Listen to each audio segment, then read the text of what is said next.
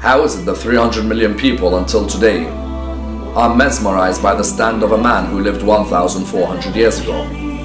How is it that they are still enamored by the words of this man, fascinated by the stand of this man? How is it that they take this man until today as their role model? Let me set the scene for you in order for us to understand who this man was. 570 AD, Arabian society is fueled with ignorance, with injustice, with tyranny and with cruelty.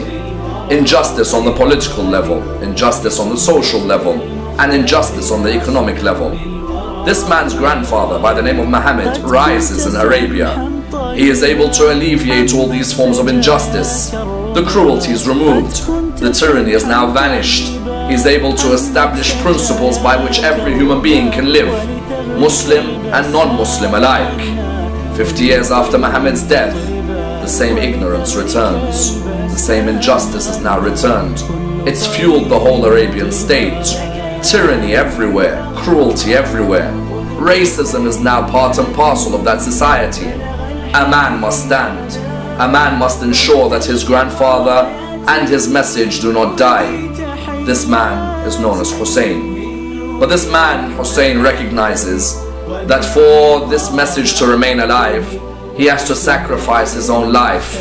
But in sacrificing his own life, these principles will be principles which will be part and parcel of the life of the human being forever. His call is that, O mankind, I have not set out because I want fame. I have not set out because of arrogance or because of exuberance. Rather, I've set out to reform this society. Forbearance, altruism, justice, all must return as the mainstay of the life of the human being. Hussain said those words, Gandhi was affected. Hussain said those words, Charles Dickens was affected. That Hussain is the embodiment of patience. That Hussain is the embodiment of dignity. That Hussain is the embodiment of bravery. That Hussain is the embodiment of valor. Today, ask yourself, how can you put Hussain in your life? All of you can take Hussain as your role model in life. Try and take the stand of Hussain into your life and allow that stand to remain part of the life of every human being forever. Why did Rasulullah say, I leave two things amongst you. Hold on to them and you will never go astray. Many narrations proclaim this to be a Sahih Hadith. The Quran and the Ahlul Bayt. Hold on to the Quran and the Ahlul Bayt. What does it mean to hold on to the Quran and the Ahlul Bayt? Follow the injunctions of the Quran and Kareem and take on the example of the Ahlul Bayt al-Quba. Where if you live your life, live it like Sayyidina Ali ibn Abi Talib. And if you want to die, die like Sayyidina Hussain. This is Sayyidina Umar ibn Abi Khattab. The best of generations. The Khalil, Amir al-Mu'mineen. For him to call himself a slave of the Ahlul Bayt, nobody's going to put the fatwa of Rawafid on him. But when we say it, you can't believe in them enough, bro. You understand? You can't believe in the Ahlul Bayt enough. As said Imam Shafi'i radiallahu anhu said, and which means if my extreme love for the Ahlul Bayt makes me a Rafidi, then I would rather be a Rawafid than a Munafiq. Said Imam Shafi'i. I'm just repeating what he said. Imam Hussain radiallahu ta'ala, somebody might argue that they went there for political reasons. They wanted to be the leader. My response to that individual or those people who believe that Sayyidina Imam Hussain was after the kursi for political reasons, if somebody is going for political reasons, then he would have taken a political party with him. He would have taken his army with him. Sayyidina Imam Hussain didn't go there to fight these people or to be political with them. Sayyidina Imam Hussain went there with his family.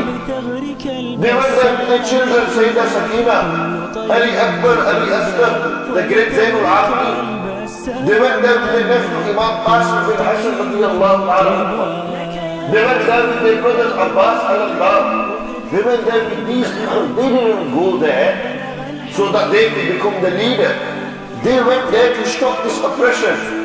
They went there to stop this insult to the ruling of Rasulullah sallallahu alayhi wa sallam. This man who is not going to rule the people. Somebody has to stand up against him. And Sayyidina Imam Hussain was this man who stood up against this injustice. Here was Hussein with only 72 followers facing an army of 30,000. Right away, a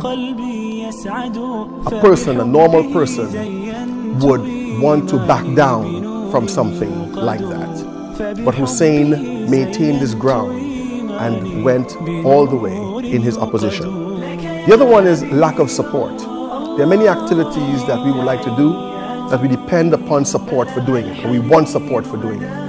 We see Hussein's support base whittling away in front of his very eyes. And even though he had options in terms of withdrawing from the fight, we see that he continued pressing on in moving towards his goal. So we can learn from Hussein. We can learn from Hussein in the fact that we have to maintain our determination.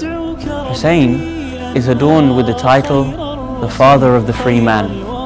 He was faced with tyranny and injustice, and he had a choice to make. He could have walked away with his life intact and his family, but he decided to make a stand, a selfless stand. Hussein demonstrated to all of us the value of not just having faith from the tongue, not just from the heart, but embodying the action of faith in everything that you have. And for millions across the world today, Hussein stands as the exemplary individuals and the role model in seeking to establish freedom, dignity, honor, and the right for self-expression.